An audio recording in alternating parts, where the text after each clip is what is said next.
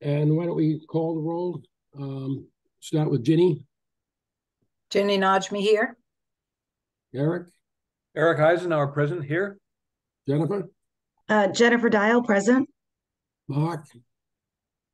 Mark St. Ange here. Anybody I miss? Tom Rudin here. So Darren, did we get you? Darren. Darren is here. Marion Weatherall present. Excellent. Paul Grady present. Oh, great.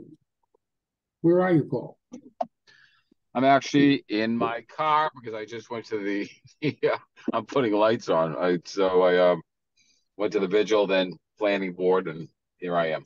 Okay, great.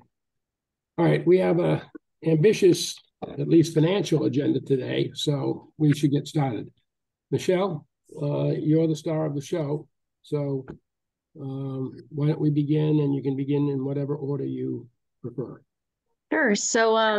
So thanks again for having me here to present both fields, courts, and playgrounds, as well as the plan for One Pleasant Street and the affordable housing. I know Chris Plex was hoping to join at 7 so he could walk through fields and courts. So I don't want to steal his thunder. So if you don't mind, I'll start with One Pleasant. Sure. So as many of you know, One Pleasant, the town has signed a purchase and sale agreement to purchase the property at One Pleasant Street. The purpose of purchasing the property would be town hall, as well as 13 affordable housing / workforce housing units. The reason we're discussing this tonight with CPC is we're asking now, which is a change from the original application that I believe you all have. I think this was a change last night at the select boards meeting that I wasn't in attendance, so I didn't have time to change the application, but I can walk through what their idea is and then submit a new application as soon as tomorrow morning. The figure still remains the same at $1.3 million. I believe based on last night, what they're asking CPC for is to purchase 70% of 4 units, which is 2 one-bedroom units and 2 two-bedroom units. The chart that you were given, I think Tracy emailed everyone yesterday, based on square footage and fair market value, based on new builds for square footage, remains the same. And they're asking CPC for $1.3 million to fund 70% of 2 one-bedrooms and 2 two-bedroom units. The remainder of the units will remain workforce housing, but not tied to CPC funding. Therefore, there was a lot of questions and concerns during the public forum is, what if we don't want this to be capital A affordable? What if we want it to be moderate? What if we want it to be workforce housing? And then it's tied to a state agency. And there were several questions about that. So I believe the talk track last night, and Paul, you can correct me if I'm wrong, was, 4 units would remain affordable and funded by CPC. I wouldn't veer off that course. Michelle, are those moderate income and low income? Mm-hmm. Okay. Yeah. Yes. Okay, good. And are they covenanted? Yeah. Okay. Those 4 units, yes. Virginia, could you just review quickly the income criteria for low and moderate income, please? If you have them on hand, or yeah, I have something here. I think we all have it, don't we? I don't have it. I think. Hang on. Good Lord, much stuff here.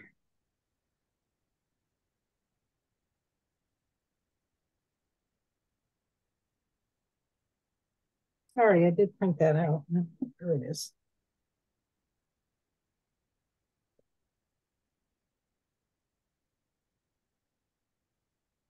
Well, would you like me to share my screen and pull it up for you so everyone has it? Oh, if you have it there, that's fine. I had printed it out. And okay. All right, let me do that. Hang on.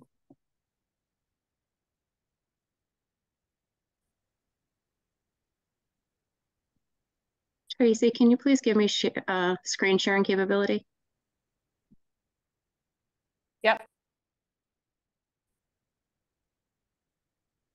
So let's do that stuff here.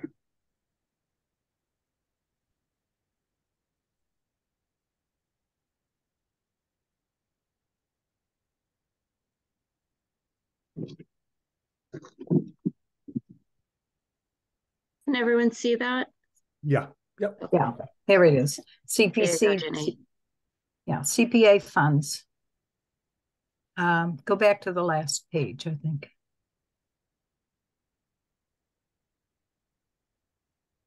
CPA funds may be spent on the acquisition, creation, preservation, and support of community housing for the rehabilitation or restoration of community housing that has been acquired or created using CPA funds. The CPA requires that whenever possible, preference be given to the adaptive reuse of existing buildings or construction of new buildings on previously developed sites. And then the next page, I think is, yeah, okay. So the guidelines for moderate income unit are annual income less than 100% of the area-wide median income as determined by HUD, which, as you know, in our area is pretty high. And then low income is less than 80% of the area-wide median income annually. So those are the guidelines. All right, thank you. Thank you for putting that up. Hi, Tom, may I ask a question? Thank you. Michelle, my question is if the number of units that you're interested in dropped from 13 to 4, why is the cost the same? So originally, when we were asking you to buy into all of the units, we were asking you to buy into all of the units, I believe at 20%, maybe 30%, I'm not quite sure. I think it was 20%. And now we're saying we'd like you to buy into 4 units at 70%. And say again, how many moderate and how many low income? 2 of each, or? So there's 4 total, 2 2-bedrooms, 2 1-bedrooms, and they can be affordable or moderate, however we deem necessary. You think it should be designated now, maybe, so that I think I think we should designate 2 of each, maybe? Is that?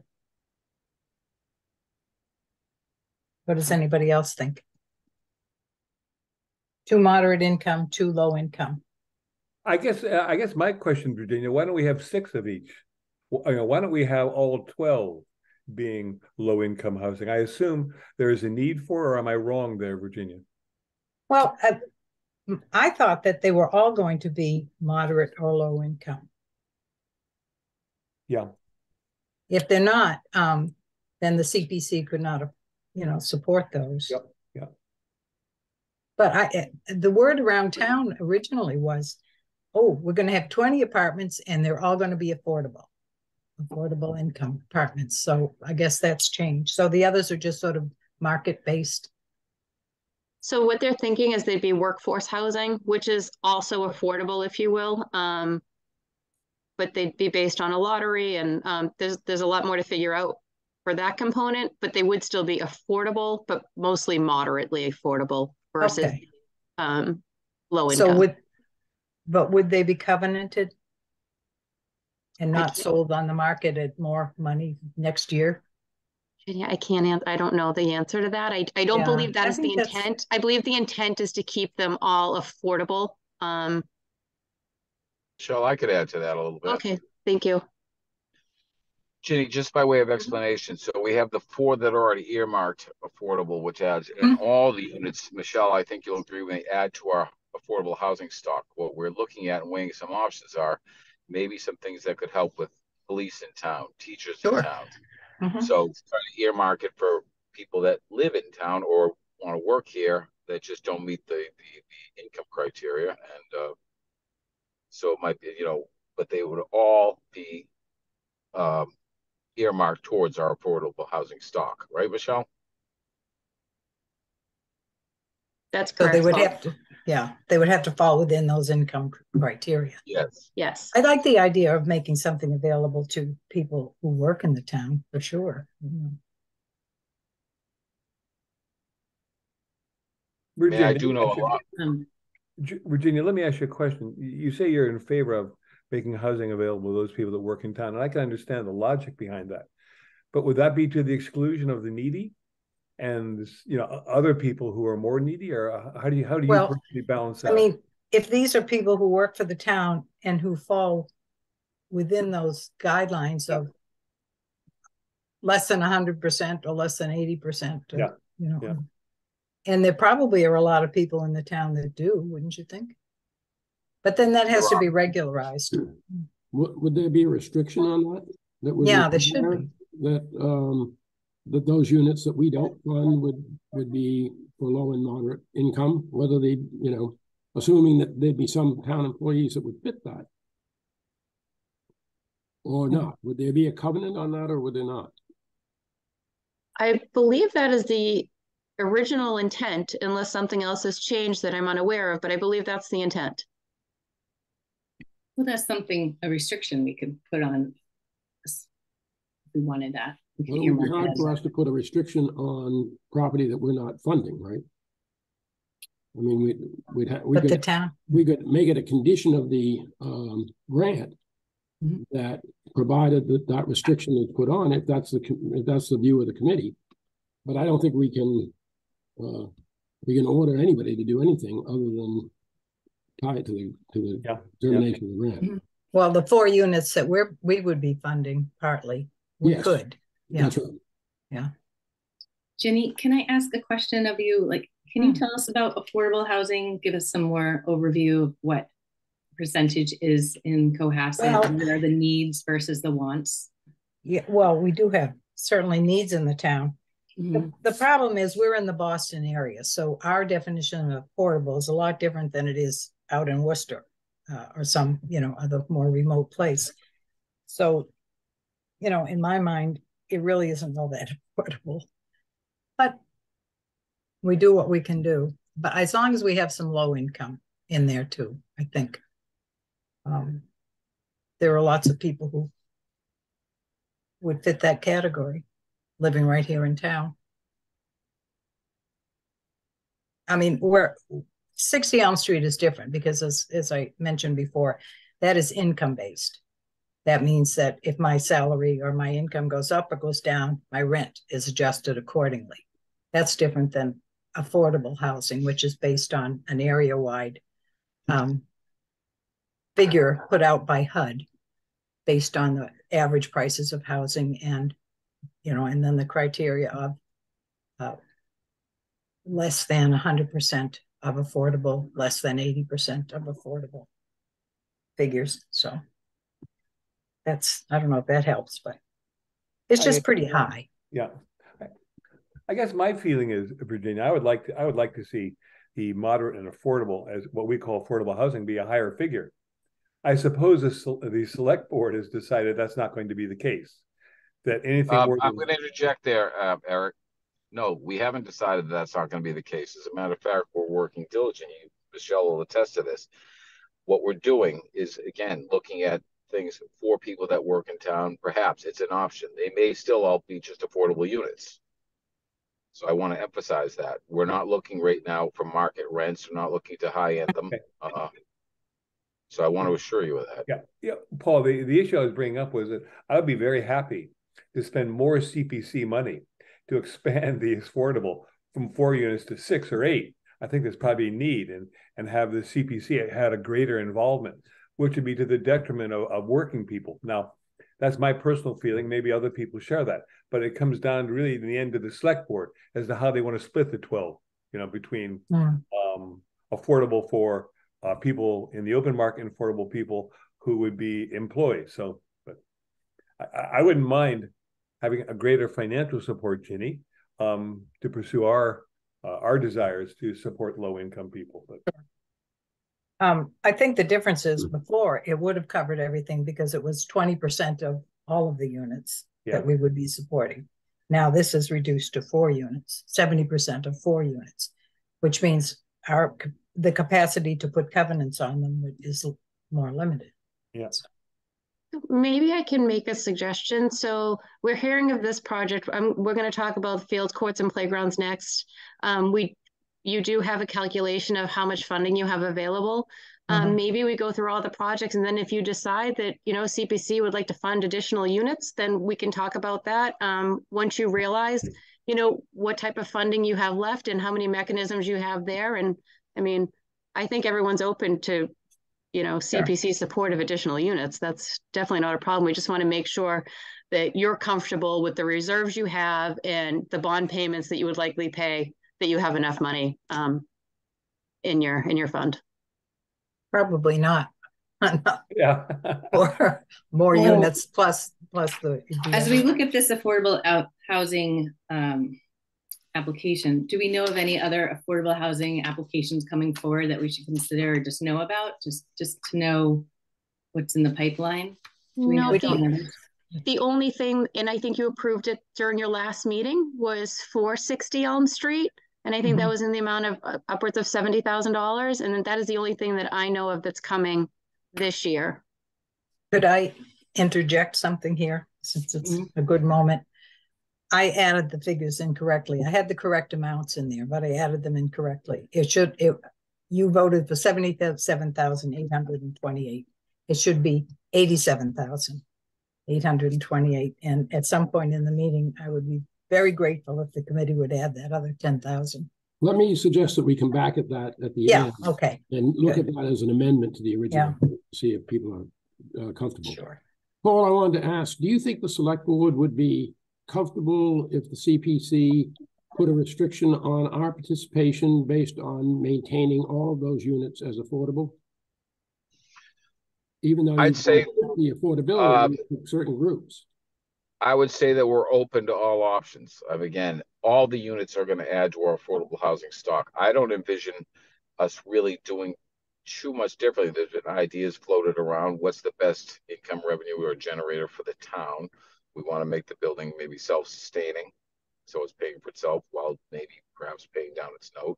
So, you know, it's all on the table. And Michelle, you correct me too, but the answer to your question, I think that we'd be open to discussing, and I think yes. The answer is yes. Is coming from me that that the board is open to working with CPC. As a matter of fact, we want to work a lot more robustly with CPC in the upcoming initiatives, and this is, you know, a very key component about what we want to get across the board for this town. Yep. Okay. And so, Michelle, please interject. Yeah, no, I think the goal here is to keep all those units affordable. So I truly believe if this committee has a desire to fund additional units to keep them affordable, I think that is definitely something the select board would entertain and welcome, actually, at this point. I would agree with that. Anybody else have any questions on this matter? Could we do fewer units and say have 6 for the 1.3 million that are designated affordable rather than all 13? I can't speak for the select board, but I think it's 6 units at $1.3 million. You're still getting a fair percentage of the affordable units. That would be at over 50% still. 50% anyway. Yeah. Could I ask, who is in charge of this building in terms of maintaining it? Yeah, so that's a great question. And it comes up quite often. So the way it's outlined today is that the first floor, which would be the town hall, would still be maintained by our facilities team. The envelope of the building would be maintained by our facilities team. Each individual unit would be maintained by a property management company. So they would have their own facility staff. They'd have their own property manager. A lot of them are on site, and they would deal with the day-to-day. You know, my toilet's running, I have a leaky pipe, my heat's not working properly. But as far as the envelope of the building, that would be the town of Cohasset and the facilities team. Now, would they have to pay extra for this property management? So that would come out, if you look at the calculation, we estimate a property management company is about 6% of the rental income. So when you deduct all of those deductions, which would be, you know, your expenses, your property management company, your loss for non-rent, you come up with this great calculation, and it gives you your cap. And what your cap is your ROI essentially. And what we're hearing is, you know, the town, you don't want the town to make money on these units. They're supposed to be affordable. We just want them to sustain. And that's the formula we've come up with. And Michelle, Yes. could I throw one in that we Of discussed? course. Some of the property management companies that we're looking at have, if I'm not mistaken, have experienced in managing the affordable housing. Michelle has looked into that quite deeply. So I just wanted to give Michelle a bonus and a plus there, because some of the management companies that we are looking at, and I don't think there's a whole heck of a lot of them, but the ones that are up on the plate have experience managing affordable housing units. And Yes. that's kind of key to what we're looking at as well. Thank you. Other I questions? was looking at the application, and how does this project help preserve Cohasset's character? Because it seems like it's very focused on the town hall, but we're talking about affordable housing. So can you explain how this affordable housing improves the town's character, preserves it? Paul, do you want me to take that one? Answer the question. I can answer that to a degree, Michelle, and you chime in as well. Marianne, I don't see how it doesn't, to be honest with you. You know, we have a town hall in the village. It is a walk.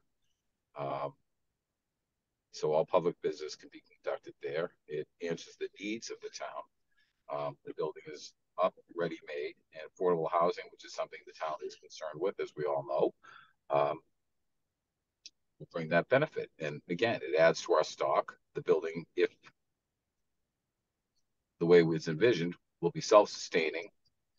And again, you've seen the building; it's an Nantucket style structure. So, you know, if it's something you want me to fill in a little bit more, I'm happy to do it.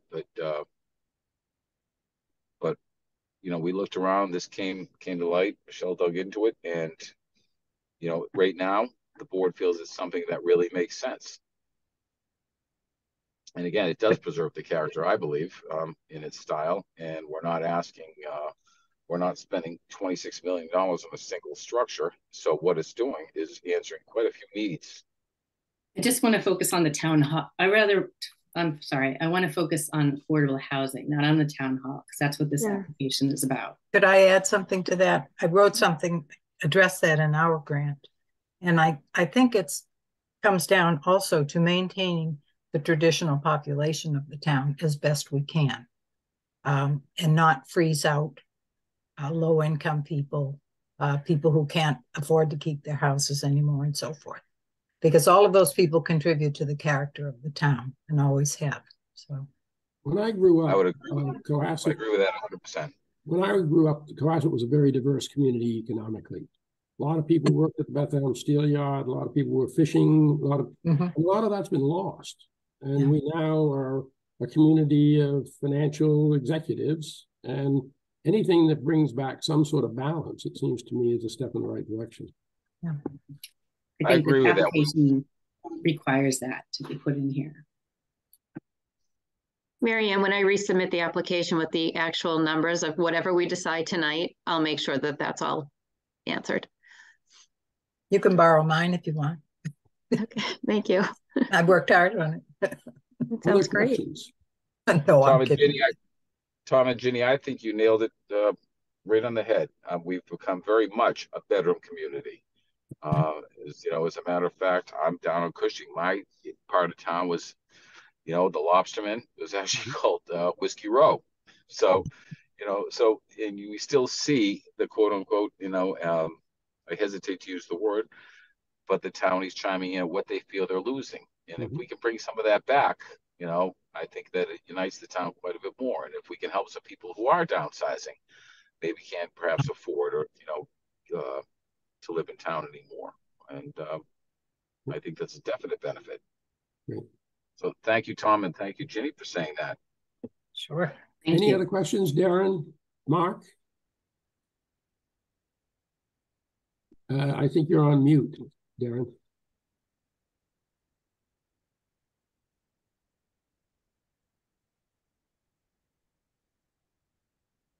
Can you hear me now? Yep. All set. And thanks, Ginny. That was a great, I think, write-up that you described. So well put. Affordable housing with the capital A, as discussed in the select board meeting last night, which is tied to the HUD figures, I suppose. And my sound cut out earlier, so I may have missed it. You directly addressed that. And then just the more affordable housing for town employees. It seems like there's a leeway in terms of what the ratio ought to be, regardless of the end number. Do we have a framework as to kind of what the mix might be? Because obviously they're both with merit. Just don't know if there's percentage in mind. No, I think it fits. It should fit what the profile is of, say, the town employees who would get the first option on these. So is the way the optionality works for these specific units, so it's a lottery system. So it's taken out of the town's hands to make sure that there's no preference given to, you know, people who actually work in the town hall that want an apartment upstairs. Though that's not how it works, right? It's a lottery system. They have to meet all the requirements, and that's how it's chosen.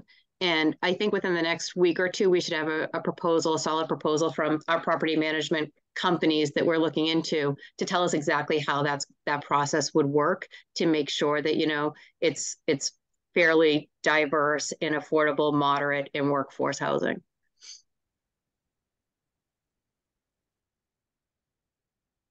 Jennifer, Mark, any questions? I have one question. Michelle, small question. Do we have any idea as to how many low-income affordable housing families there are in Cohasset? You know, what is the market we're talking about in terms of eligible families who might be interested in what we're looking at? So Eric, there is a figure out there. I'm not sure. I don't have that at my fingertips. There is a figure out there. I think you may be surprised at the number of families that are looking for low to moderate income housing within the town. So I'll pull that number and make sure I get it to you. Please, yeah, because you know I work with the food pantry quite a bit, and whenever we get into the numbers, it's shocking as to the needs of this Ritzy community we live in.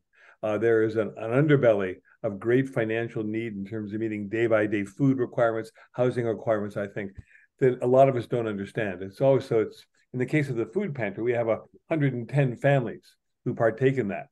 There probably could be more. We're doing our best to bring more people in. But when you talk to people in town and say there's 110 low-income, relatively food-denied families in town, they say, where are they? It's shocking to a lot of people. All right, so that's the reason I brought the question up for you. Sure, and I can pull that. There is a number out there. Okay, thank you. I did have one quick follow-up question. And I apologize, I didn't see the meeting last night. But what led to the change to drop the number from 13 to 4?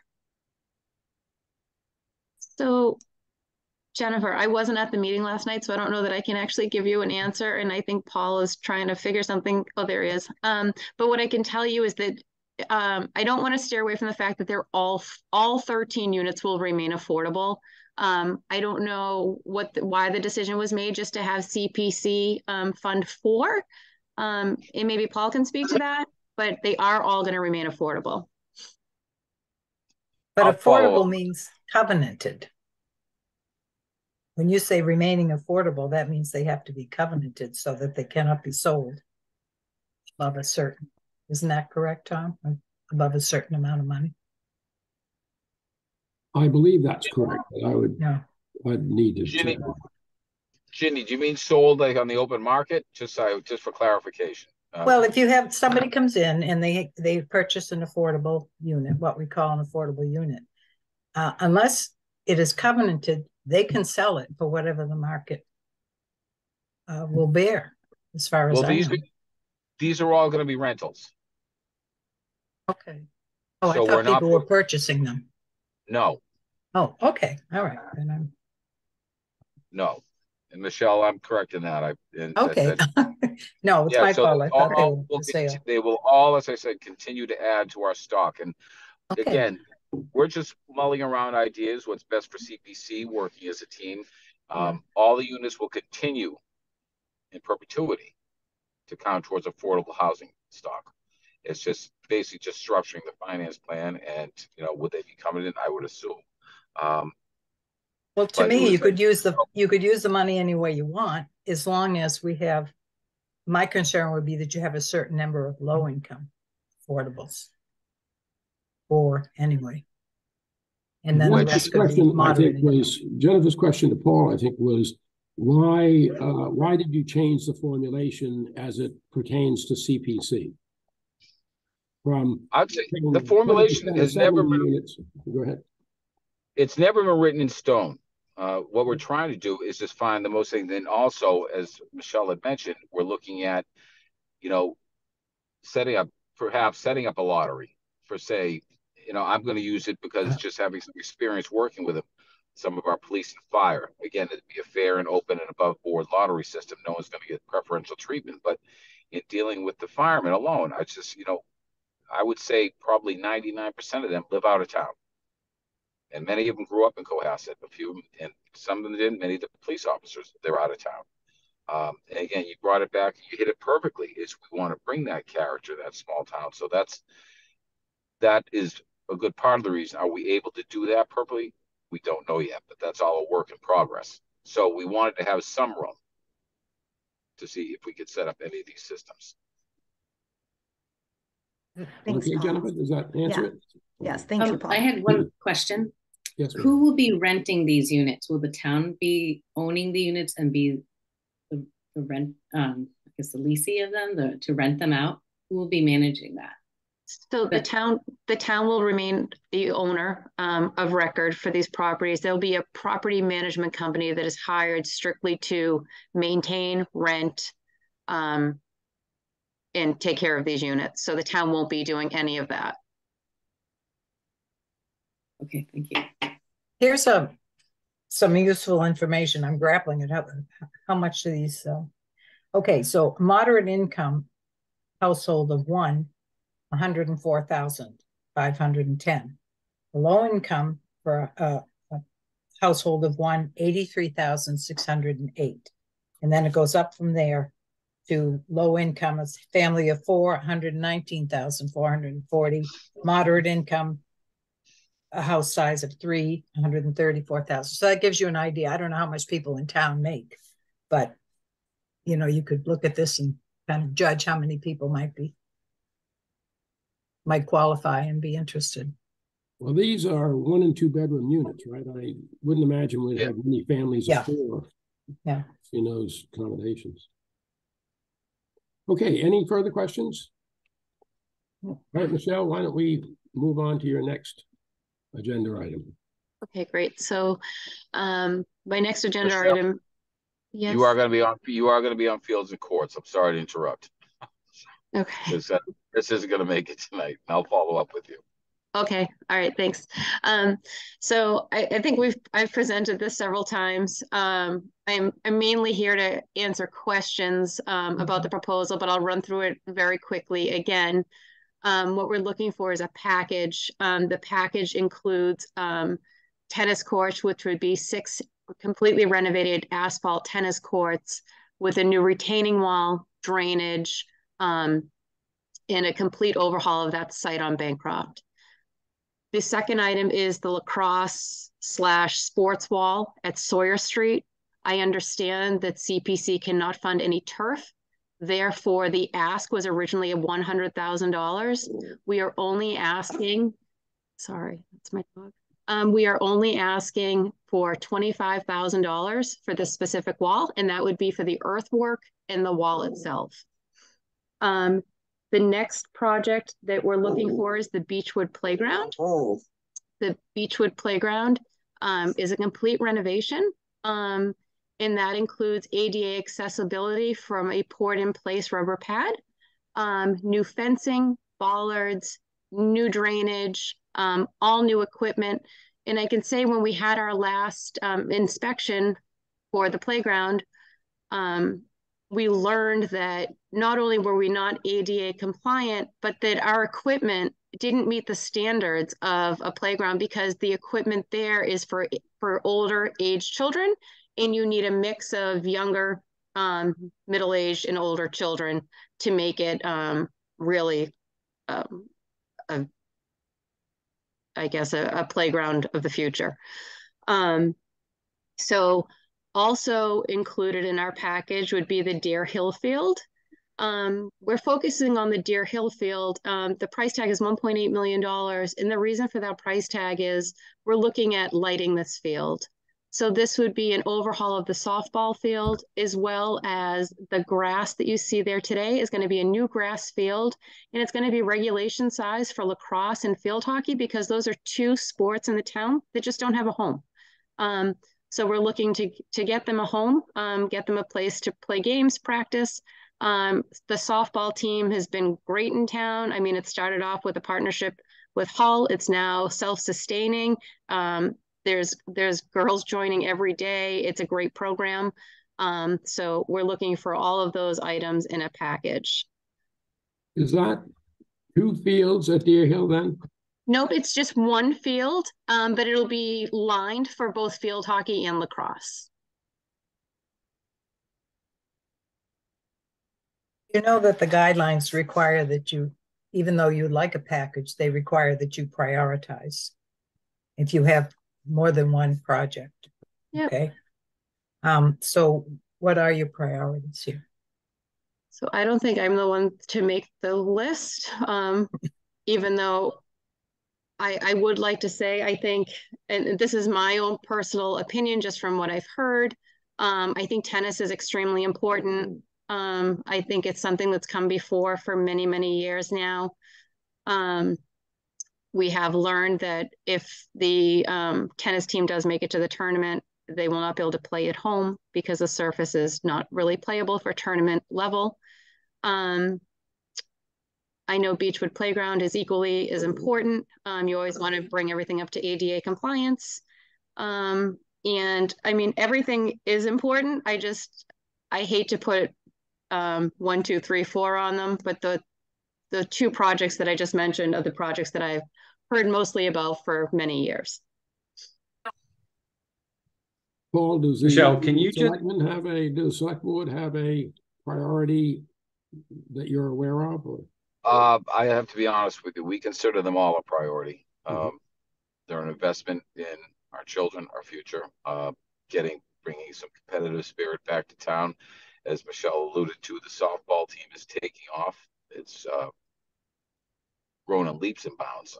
I know some people who started up on that team, and field hockey taking off. So we want to bring people into Cohasset as well, so we can play those games, and that we're not constantly shuffling them out of town. The softball team, I know, plays out of town a little bit. So as does the field hockey team. So I just want to, I would say that I have a back thing, something's hitting voice, I'm sorry. But that the package is a priority, and that's the only way I can really describe it. Michelle is right on Beechwood, which has been long outstanding, and on the tennis courts, the 2 of them, I suppose, if you had to lump them. But I have to say they're all a priority, and that's why we're asking. And the package total is 3.9, is that correct? Mm-hmm. Yeah, it's helpful. What if we said we just don't have the funds to do that while maintaining sufficient funds for the other constituents, which we have to do? What about Milliken Field? Can that not be used? So developed as a...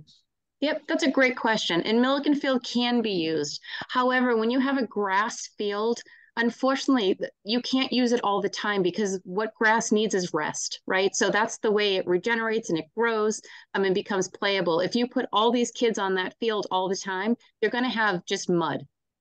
It's not safe. It's slippery. It's not a great playing surface. So when we went through the field study, what they indicated based on the usage in town is they really did say that we were shy 17 playing fields based on the level of play we have with our students and youth groups. So what they recommended originally was that we turn everything into turf, because you can play on turf 8 times the regular rate of a grass field. But no one wants to see turf all over town. So we said, okay, well, what if we had one additional grass field? Would that help? And the answer is yes, it'll help. It'll help those sports that don't have a team right now, which are field hockey and lacrosse. And it will definitely help softball as they continue to grow. Michelle, is it, knowing the field study was commissioned and completed in along the lines of priorities, is it safe to say that what has been put forward represents the priorities? It's been called, it's a subset of an obviously very otherwise possibly expensive mandate. What we see in the proposed package, the tennis, Beechwood, and Deer Hill represents what we feel was at probably the top of the pyramid, Yes. among other very strong recommendations. Yes, I can say that is factual. I can second that. What if we started with Beechwood, which deserves some attention because you've got to serve that part of town at some point. Okay, that's one thing. The other thing is they seem to be the only proposal that has any kind of a match to it. They could reduce, if they get those grants, they can reduce their price substantially for that playground. So, and plus the fact that they have been before the committee before asking. Yeah. So I can appreciate that. And as far as the grant, it's really a town grant, and it's for ADA accessibility. And the best place that we could see to, apply that grant funding was to Beechwood. And I do want to mention that the lacrosse/sports ball does have a significant match, because the whole project is $100,000, and we're asking for 25,000 of that, and they have to come up with the $75,000. As far as matching anything else, there aren't grants available for the other items that are on the list. If there were, we would be applying for them. The national. What about the town matching? The town should be putting up some match, shouldn't they? That's definitely an option. I think we just want to see, if CPC has a desire to fund and what you'd like to see funded. Michelle, can you address the fundraising that has been going on to support Beechwood Playground? They've come before us at least twice, and Sure. That was discussed often. So that might be able to lower this price, which I think is very important. Beechwood Playground has a huge maintenance issue that's existed for a while, and they haven't been ADA compliant in years. So that comes to the top of my list. I have other questions, but let's talk about the fundraising. Sure. So what they did is they put a fundraising link on our MyRec website through the Recreation Commission. It really hasn't taken off. I think they still need to keep promoting that. I think there's probably about $1,000 in that account. But the Rec Commission did offer to give them $14,000 from the Turkey Trot. So there's that match funding there as well. So we have a lot of people rallying behind Beechwood to see if we can get funding for that playground. And as I said, there isn't that type of funding for the other fields and courts. Thanks. Also on the multi-purpose field, it talks about athletic lighting, and that's been a hot discussion topic for a couple of years. If we look back at the baseball fields, how involved and how close are the neighborhoods behind them, and have they been consulted about this athletic lighting? Yep. So we've had several public forums, and in all of our public forums, we've discussed the potential of lighting these fields.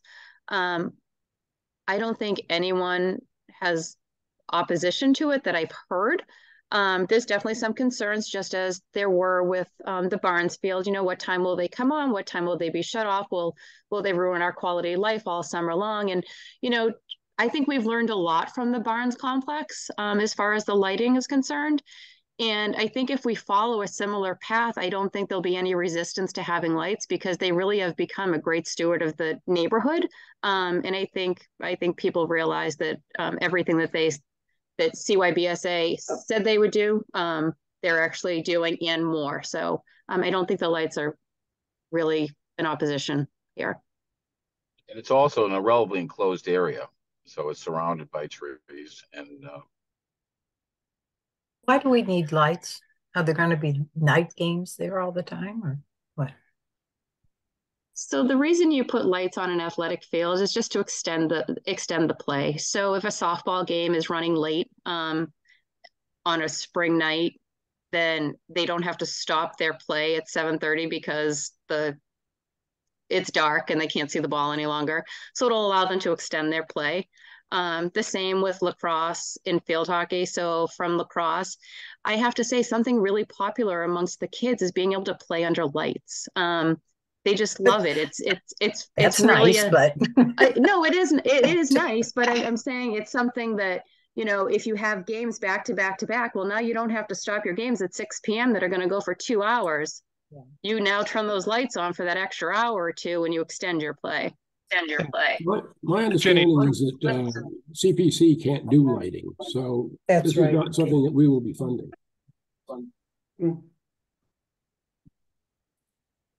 CPC could not do turf.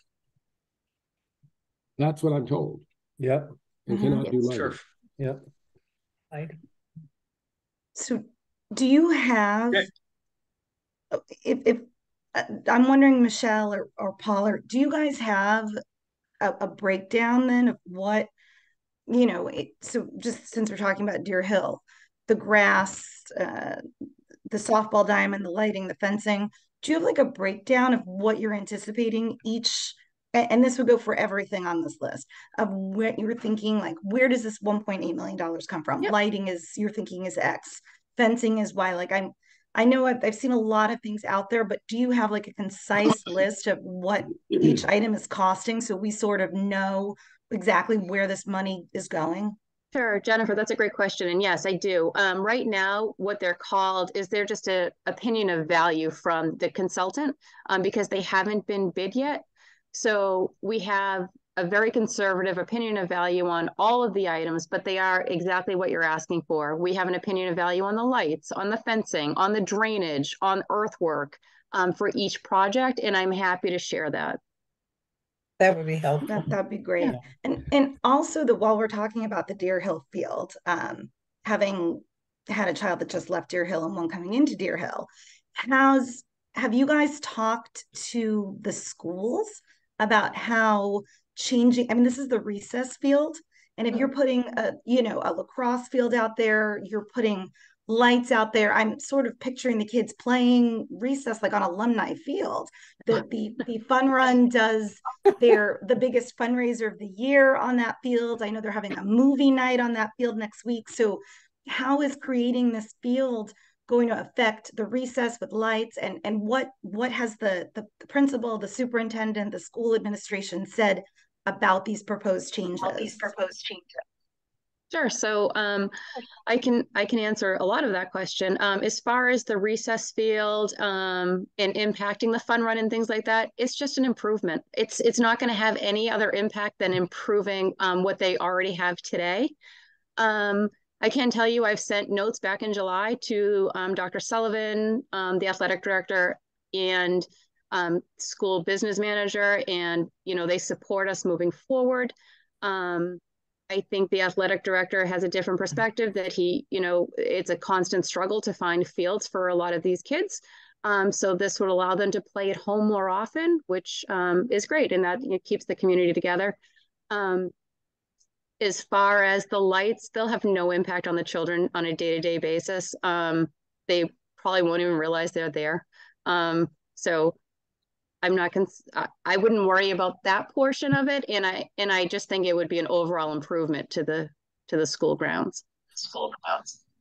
Can I add that, because I witnessed some of the field study firsthand, and the consultant Activity Task originally recommended, at one point they had a recommendation to add a field at Deer Hill across the drive entryway that was on the other side. And we sought input around the impact of that. That would have been a material change over there: safety, pedestrian flow, parking. So, I think, again, I think what, I think we may want to recirculate that study just to kind of see the ground that it covered and the recommendations that it made. But there was a lot more, I think, even suggested for that spot. Darren, I would just add that that's a very good point, that what Activitas initially recommended and what we're recommending are drastically different. It was a big shortage in terms of fields and usability. What we're asking for is much smaller than what Activitas had recommended. And that field across from the existing field up at Deer Hill is a good example of that. And we're also not asking for this field to be turf, which is another example of toning things down a little bit to make it more palatable. Where's the fencing going? So Jennifer, the fencing will go around the entire, it's very similar to how it is today, to be honest. It would just extend further back. And I believe I have a plan that I can share with you, like an illustration of exactly where that fencing would go. So let me dig that up and send that over to you. Oh, thanks. Yeah, because I know where the softball field is. I'm just sort of trying to picture what the changes and sort of what it would look like. Sure. I can find that. Michelle, is there a budget line for this application on maintenance, on maintaining this field, the sports wall, the tennis? I had a meeting recently with the Parks Department, and they were saying they didn't have that much of a budget anymore, and they were very short-handed, so they can't handle these doing as all these projects that the town does. Right. So I don't want to speak out of school, but I believe there's been a lot of conversations of adding an additional head to maintain all of the new infrastructure that we're adding. And they would focus on the playgrounds, the fields, and, new buildings. So that is a discussion. I'm not sure it's concrete yet, though. So who would be the town? It would be the facilities. Yeah, the facilities team. Parks Department. Yeah, facilities team would maintain the playgrounds, and I think they would also maintain the fields, other than the daily mowing operations. It would be a shame to put forward these funds without them being maintained. So I'd really like to see a budget for something to be outlined. Sure. What if we said, Michelle, let me ask you a question. Eric here. I'm used in dealing in town projects on conservation where we get a very strong narrative document explaining the project. And this will go through and look at the ins and the outs, the pros and cons and alternatives. There'll be a list of assets. It really gives the decision takers something to dig into. We don't have much of anything here. And I hear a lot of contradictory discussion tonight. And I'm a bit lost as to where we stand in terms of having a final idea as to what these projects entail. Now, I know in the spring, we were pretty close to finalizing the Beechwood project. We're getting close to a list of assets, and then that was folded and disappeared. But I think my feeling is I would like to see a fairly extensive explanation in each of these projects as to what we want to do, what we want to achieve, what's involved, what are the pros and cons, and what the alternatives are. As it stands right now, I don't have any of that, all right? And a lot of what I've heard tonight is contradictory. So I think a lot of other people here possibly have questions and uncertainties similar to what I have. But my recommendation would be, could we not split out the Beechwood project and move ahead on that? Because I think as of the spring, we are pretty well close to finalizing that. And we, in terms of the assets and what we want to spend, what it would look like, we had drawings and everything else. And if these other projects take a while, why don't we just go ahead with the Beechwood on its own? So Eric, I just want to answer that question. So we have all of that information for all of these projects.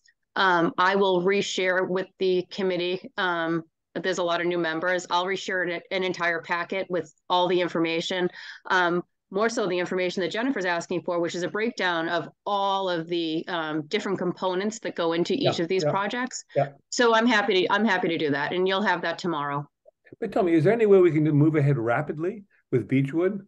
Because we sit here, those of us who have a history in the CBC, we started saying, well, we are close to approving it, going back, I guess it was May or so. I'm not sure when we reviewed it. And, I personally think we were so close, we should just move ahead with that and let the other project go its own way in terms of being formulated.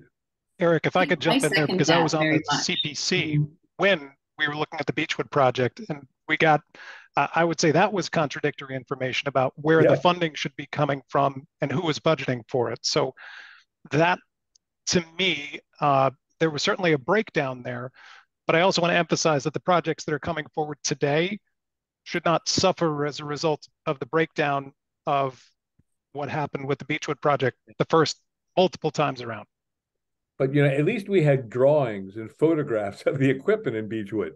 And what we needed was a project manager to say, okay, this is what we want to do. We're going to have this equipment, that equipment. It's going to cost this amount. CPC, what do you think? We never got to that last stage, Chris. I think we're pretty close to that. All right. And, I just felt like, CPC can help the town out if we have something like that and just roll it into a project and do something about it. That's probably, of all the projects, the one where we are closest to achieving a final specification. Other comments? I agree with them. I think the sentiment will be that we should do Beechwood regardless. And so the other projects will, be considered fairly too, but Beechwood would certainly be the priority, I think, of most of the committee, because we've gone so far with it, because we do need to serve that part of town. Yeah, absolutely. Tom, is there a way that we could make a motion to break out Beechwood out of this application just to move it forward?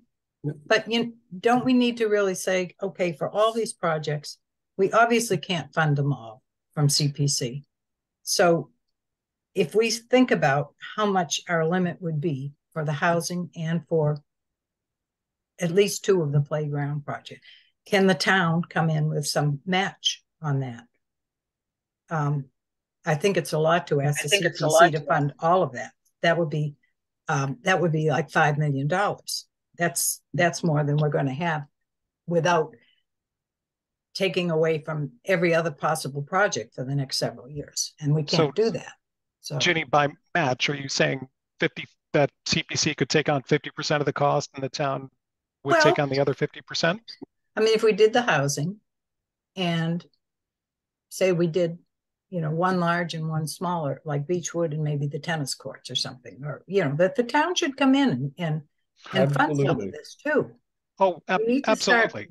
We need to start having matches for these grants, and people need to put a little effort into finding matches. And I think it's fair to ask the town to, come in with, I don't know how anybody else feels about the amount. Sure. And Ginny, the town is coming forward at fall town meeting with a proposal for $10 million for a town hall, $10 million for a public safety building, $4 million for this. So the ask of CPC is around the $4 million for fields and courts and a contribution to the low-income housing portion of the town hall project. Which is like $5 million. That's more than we can do. Absolutely understood. But when we're talking about the town stepping up, the town is absolutely stepping up and going to the taxpayers and ultimately asking them to step up. So, but they need to set priorities also. And I know that a lot of this is coming at once. But last year when we talked about this, we were assured that the town was quite interested in the recreation package and would carry it with some help from us. But that seems to have dissipated. And, we can only do what we can do. It's not that we don't want to help. Of course. And I think that motivation is still there. We're just here tonight, and I apologize that I was late, to see if we can understand where CPC might be interested in contributing to the projects that are aligned with the CPC's goals, which would be the low-income housing and the fields and courts. And I think we are interested. It's just a question of how much we can give without, we have to maintain a certain amount for the other constituents too. Like, remember last time we were talking about the Holly Hill Farm project? Now that could be a real asset to the town too. If they came in for a $500,000 grant, how are we going to fund that if we commit everything to these other projects. We can't do that. So, Vinny, I'm glad you brought that up because I was thinking about the Holly Hill projects and future projects that might be coming up. And would Holly Hill be considered historic, like where, or a preservation project? Where would we categorize that? I think Historic preservation and land conservation. Mm-hmm. Yeah, so recreation. Some funds for future projects as it's well. An open space project also. right. So Open space, sorry, I don't know. Did everyone receive the bonding schedule that was sent out earlier today based on? No, not today. Okay. Did we? Not today. Maybe we did. There was something in the last meeting. Haven't seen No, it. Tom, I sent something to you. Did you forward it to the board? I did not, because it was, Okay. I had hoped that you, Tracy, you said you would have it so that you could share screen. Yeah, I can share screen because this, I think, will, this can answer a lot of questions as far as funding. So do you mind if I share now? Sure. Michelle, could you send out a copy, please? Sure. I'll send it along to them, Michelle. Thanks, Tracy. Well, and as you're sharing, that kind of brings up when we were just talking about how much money. Item number 3 says a future project. So is there another ask coming for open space or affordable housing that we should also be considering as we're looking at this? Yeah, so Jennifer, during the last meeting, Tom asked if I could come prepared with, any future projects that I may know are on the horizon, so you can make a more informed decision. So that's what that's about, and there aren't hard numbers against it, and they're just items that we've been talking about, and I'll just mention them now, so you have a good idea of what they are. The town clock, everyone knows about the town clock. There's $75,000 that you approved for the town clock many years ago at this point. The town clock is more costly than the $75,000 appropriated. So we need to get a hard price and figure out how much money is needed. I don't know if that's something that would be funded from free cash or from CPC, but I think likely we'll come back and ask for more money for the town clock so we can get it fixed once and for all. And then the other items that I was thinking of long-term, maybe Government Island. Obviously, we apply for Seaport Economic Council funding, but typically those large recreation projects, we do come before CPC. I don't think that'll be within the next year. I think that'll be further along the road. And then 40 Parker Ave, we talked about some maintenance systems at 40 Parker Avenue. We started talking about that last year. And that is something likely that'll come up once again, probably not this year, but those are the things that I see on the horizon, as well as Holly Hill Farm. Well, every year, the other constituents, the historic and housing and so forth, may come up with projects too. That doesn't, just because we don't have them planned out now, doesn't mean they're not going to be there. So I think we have to go on the assumption that there will be other projects besides what the town is proposing. So just kind of have to make sure we have enough funding available to cover some of those. That's correct, because that open space, they're interested in doing a library playground and renovating that. Also, they were concerned with doing a pickleball court. And looking at hydration systems as well for recreation. So there are projects coming up. Yeah. I would say housing is probably going to ask for something at least every other year, depending on how many projects we can handle. But in terms of the schedules that Michelle has put up, these aren't as helpful as if you consult your notes. When Jennifer Mullen was with us at the last meeting, he handed out an amortization chart that looked at a $3.6 million bond at 4% interest, and then provided what are the town revenues for CPC, what's the state match, what would be the cost of the debt service on the bond, and then what would be remaining that CPC would have to distribute to other projects. And basically, for the first 5 years, that the bond issue would be dominant over, be probably in the 50 to 60% range of our revenues. But after that, it would begin to recede as the debt service was paying down, and we would have increasing amounts. So you can think of it, I think, very crudely as being a 50-50 split. Yeah. 3.6 million. Now, I don't know whether you can get a 4.4% interest rate, but in any event, you could think of it kind of absorbing half of the revenues of if we were to bond something in the $3 to $4 million range. Tom, is there any way you could send that out to those who are not at that meeting, please? Sure. Copy, if you could, please. Maybe Tracy, could we get these to? I just sent that out, as well as the balances in the fund to everybody. Great. Michelle, do we have any expected expenses on the town hall? I know we're talking about investing a lot in the future of the town hall. Are we looking at big money in the future? Because if we move to Pleasant Street, we still have the town hall to take care of. Yes, that's correct. So there is a plan in place. We're working on it actually daily to figure out, what we're going to move forward with the historic portion of Town Hall and starting to maintain that building. Things that come to immediate mind are new roof, putting a new roof on that building. Secondly, we talk about new windows. We have just done some electrical upgrades in that building prior to the summer drama club. So there's work being done to that building on an ongoing basis. I think we're going to come to you for additional funds? Likely. I don't know what they are, though. Okay. Thank you. There is a kind of philosophical and legal question about the purpose of CPC funds. And I think that needs to be considered somewhat, because if you just look at the projects you've outlined, Michelle, you could easily take all of CPC's money and still fall far short of what you're talking about. So, and yet it was created to provide opportunities for things that the government wouldn't do. So I think I don't think anybody on this committee thinks that we shouldn't be helping on these projects, but it also has to be balanced, I think, against other considerations. So as the committee deliberates, I think that needs to be sort of threshed out, how people feel about that. Tom, this may be a nuance, but just go ahead, Chris. I'll be quick. I apologize. No.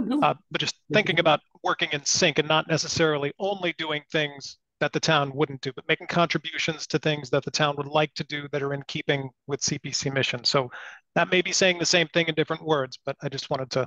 Absolutely. That's why I said I don't think anybody's saying we shouldn't do any of this stuff. But I don't think it's either possible or wise to do all of it. But that's for the committee to decide. This is a group that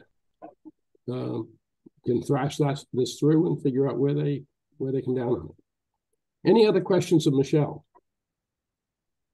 So I have a question. So what is CPC looking comfortable with? I'm looking at investment in our kids. Yeah. And CPC funds quite a few very nice projects, but I think that our kids, their future, their well-being, I'd rather see them playing on a lit field than walking around the streets. That's me personally. So what is CPC comfortable with? I mean, breaking away Beechwood has to get done. We know that. But I'm not a big fan of cherry picking. I mean, this project's been, put together over time, and a lot of thoughts gone into it, I think, and Michelle's explained that quite eloquently. And so, I'm starting to wonder what is CPC for? We're perfectly willing. We do the we're looking at different projects, and as a matter of fact, so I'm not too keen on breaking it away, and the boards, as I said, worked awfully hard. So, and we're picking and choosing right now. When I think I'm speaking maybe for the board, not completely, but it's an investment in our kids. It's an investment in our future. It's an investment in our wealth in this town. That could be multi-generational if maintained correctly. And that goes along with all of our fields. As Michelle said, that we're short. I believe she said 17 fields, and we're looking for one.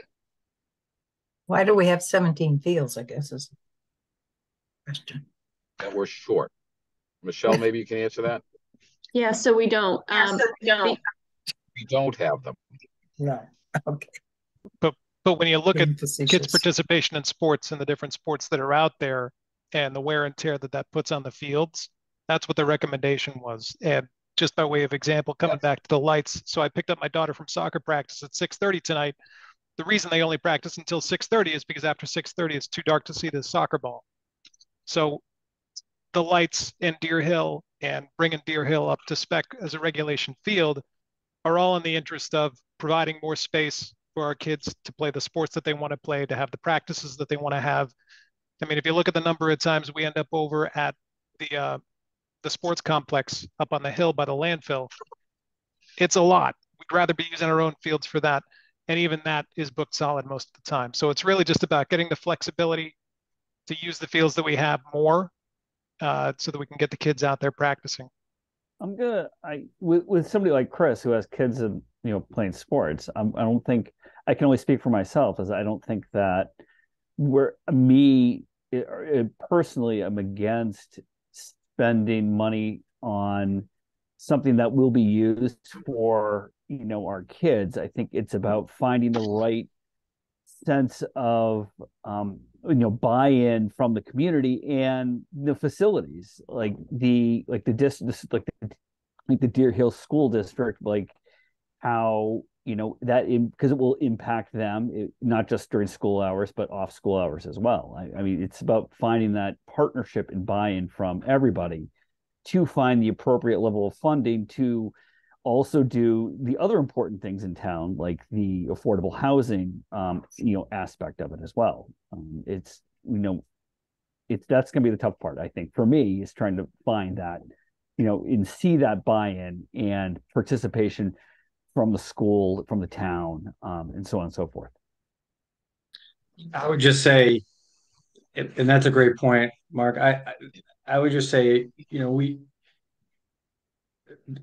we do, when we commit, we should commission studies in town. We do that because we defer to outside experts to do the math, and explain to us why families are traveling to Rockland just to schedule home games, because we don't have the space, because we are the 17 fields short, whatever. So I think we should at least, if those of us who haven't read this study, look at it. And and I also think the Beechwood, I don't think anybody disagrees that we should get that done.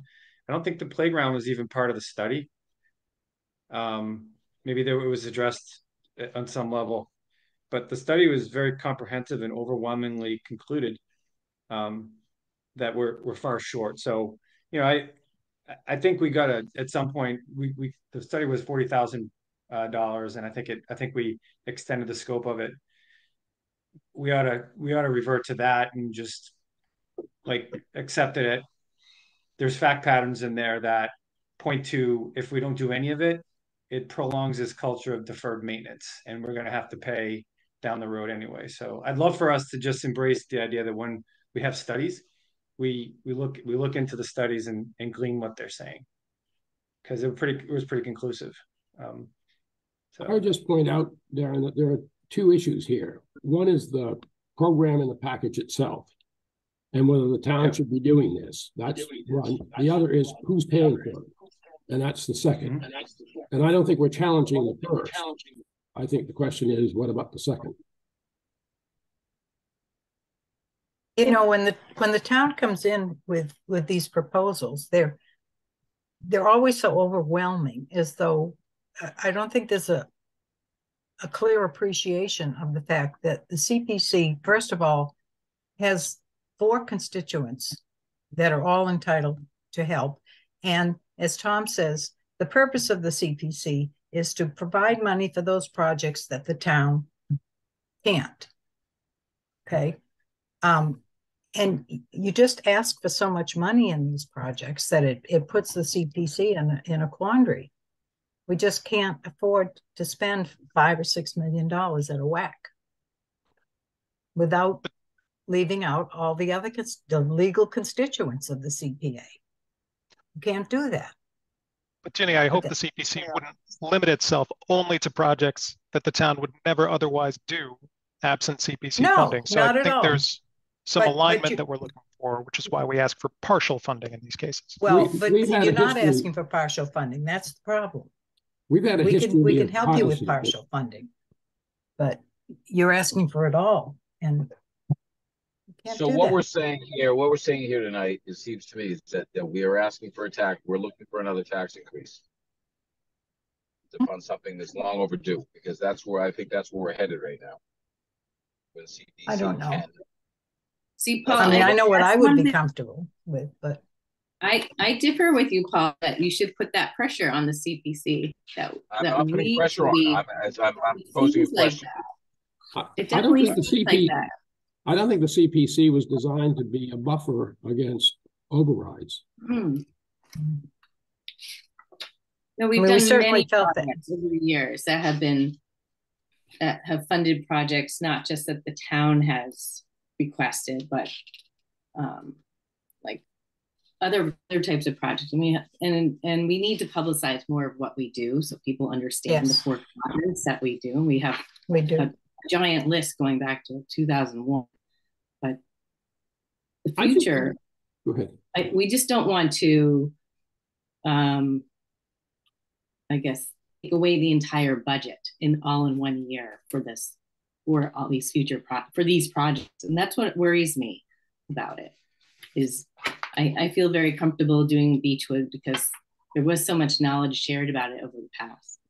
But as Darren breaks out, or pointed out, we did a study and Beechwood wasn't even part of that. So if I took out Beechwood out of this application, I feel fine doing that. But now I do have to look back at those studies and see about it. Chris, I think the CPC has had a good partnership with the town over time. So I don't think there's any reluctance to do that. I think it's a question of scale.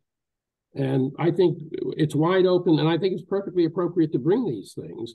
And then I think it's up to the board to decide what it wants to do. And so I don't think categorizing it as being uncooperative is helpful. Oh, yeah. And I hope that's not the message you heard. If it was, let me correct that. It is not the impression that the CPC is being uncooperative. I just want to make sure that from my perspective, the purpose of CPC is not only to do things that the town would not otherwise do, but to contribute things that are in the intersection of that Venn diagram of the missions. Totally agree. Can I ask something, being new to the CPC, just in terms of the funding? So let's just say we say, okay, great, all in, whatever, $5 million, right? Let's just say. So I'm looking at what we have available, right? And that's like $1 million, right? So then you have to get a loan and all this stuff. Do you take the money you have and then use all of the current funds and then borrow on top of that? Or do you keep money? Like, do we just wipe clean affordable housing? Do we just wipe clean open space? And then, you continue to use that money to pay it off like that's, so I'm just trying to understand, when we're talking about numbers that are greater than what's in the pot, how does that affect what's currently in there? Do you pay out and then take a loan, or do you keep money and take a loan on top? Those are judgments that have to be made as we put forward motions. So how do we want to do this? Do we want to spend everything we have in the bank right now and start from scratch and then borrow whatever the delta is? Or do we want to do some of both, have a higher debt, but also cash reserves? So that would have to be part of a decision that's part of a vote ultimately. Right. I think the law requires that every constituent, and there are 4, not 3, open space is regarded by everybody else as a separate constituent. Okay, you have to preserve 10% of every year's budget for each of those constituents, right, for their use. So you can't wipe the slate clean. That's just going forward though. But we could take all the money we have in the housing thing and put that toward the housing commitment that we have. Or we could just Mhm. roll the housing piece into a bond and keep that reserved for other projects. So have some flexibility on how you want to structure the debt. Okay, that's what I was. Yeah, we could. That Yeah. makes sense. Okay, I was just trying to understand, like, if there's a specific way it's always done, or if it's case by case kind of a thing. We have some in housing, don't we? That we could put toward. Yes, we do. We have It's some not- in every not a project. huge amount. Michelle just had the thing up there, or Tracy. But let's see.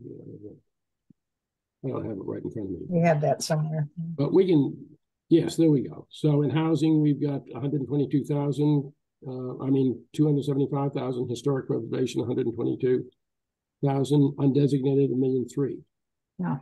So we could allocate some or all of that to the types of projects that are defined there, or we could, do half of it, and then so we'd have to make that decision as to how we'd structure that, or how we'd recommend it be structured. Ultimately, it's the town that decides, But we do have to reserve enough for those grants that have already been made. sure. Right? But this is all They're already on the books. available. Yeah. We have money coming in off the next tax levy, so yeah. Okay.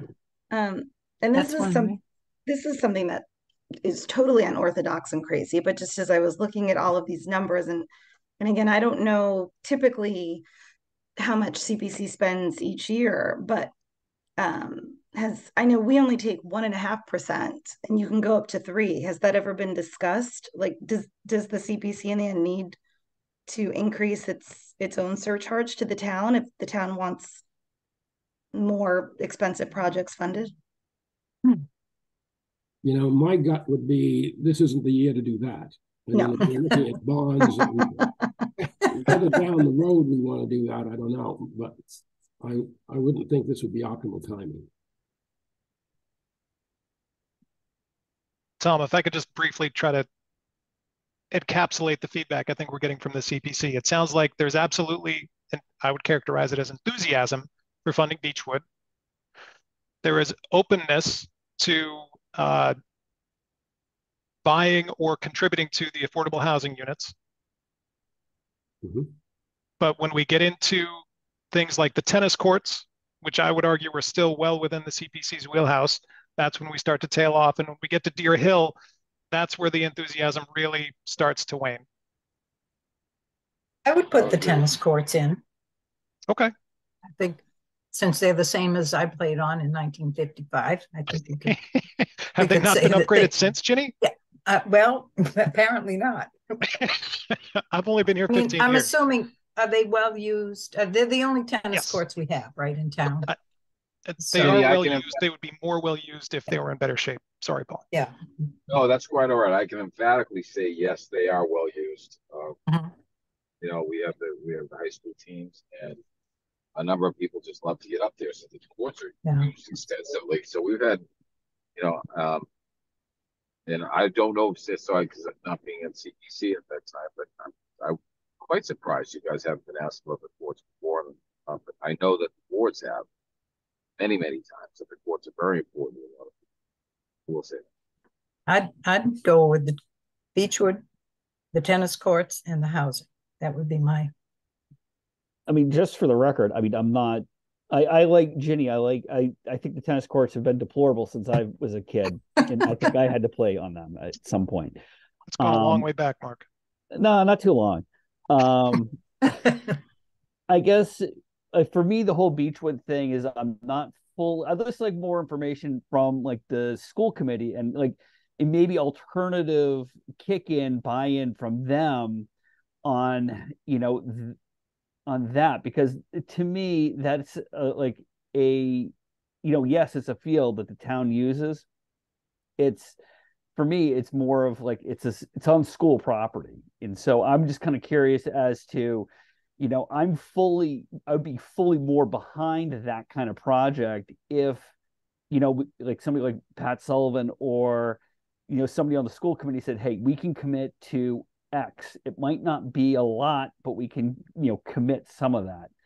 And I do like the fact that, we are trying to preserve some sort of level of affordable housing in town for other individuals, who need it, because as everybody can attest, that's what makes Cohasset, and keeping that local flavor. It's a lot, but that building's a lot better than what was there personally. Chris, I think there are two ways of looking at this. One is to use Paul's description, cherry picking the fields and recreation package. The other is to think about how much money do we want to invest in this kind of program, and then work out from there what projects would seem to fit best into the board. So you start with a cap and say, well, CPC is willing to put in X amount of money. Now, here's where we think it ought to be spent, something of that nature. So there are two ways you can come at this. Look at project by project, or start with this thing of, this is where we think the level of investment seems right. Anybody have a comment on that? Does that sound wrong? Yeah, Tom, I agree. And I think Paul made that point as well. I think you determine the commitment, and then, but I do think, you go to the study, and tennis is obviously going to be up there, but I think you take that commitment and then you go to the findings, and you try to address, you determine your hierarchy from there if that's what you need to do. But yeah. I think that you might not realize that there's a lot of sentiment in town about a fair sharing of resources among people who don't have school-age children. There's a whole other population out there. And you have to be mindful of that. And what Tom is saying is that, do we really need all of this? That's sort of the feeling of a lot of people in the town. How many things do we need for the kids? Well, could I interject there for a moment, Jenny? Yeah, sure. I think we've become very much, and again, this is in all due respect to anybody who doesn't have kids in the schools or anything like that. But, as towns evolve and change, ebb and flow, we've become very much a veteran community. And there are a lot of kids. And, my gut is telling me that we have a lot of support for these fields. These kids are getting out there. Cohasset's growing. The participation rate is tremendous. And I'm speaking as a parent with a daughter who's a junior in high school. So I don't mean to sound biased, because I'm not. But, Darren's down there coaching these kids. And I think, Darren, I'm speaking for you, but these teams are growing, and what a healthy way to spend your time. And I would just say, that's parents I'm as not well. I'm not advocating on behalf of any generation. I was echoing Tom's point of determining what the commitment might be, and then looking at a field study. It doesn't represent my constituency or anybody else's. It represents the facilities of the town, and then just following that logical process, as opposed to say, well, I love softball because my daughter does that, or I'm a tennis family, or I want pickleball. So I'm just trying to identify the logic that we ought to follow. Jeanette, I don't see, I'm not really lobbying for a particular, my kids are primarily down the ball fields, and they're not going to be as impacted by this. So I just think we ought to read the study and then sort of understand the impact of the deferred maintenance. I think tennis is a great idea, but I think we determine what we can allocate, and then we go to what the experts played back to us as to what the most impactful needs to be addressed might be, whatever they may be. I think that's a very fair assessment.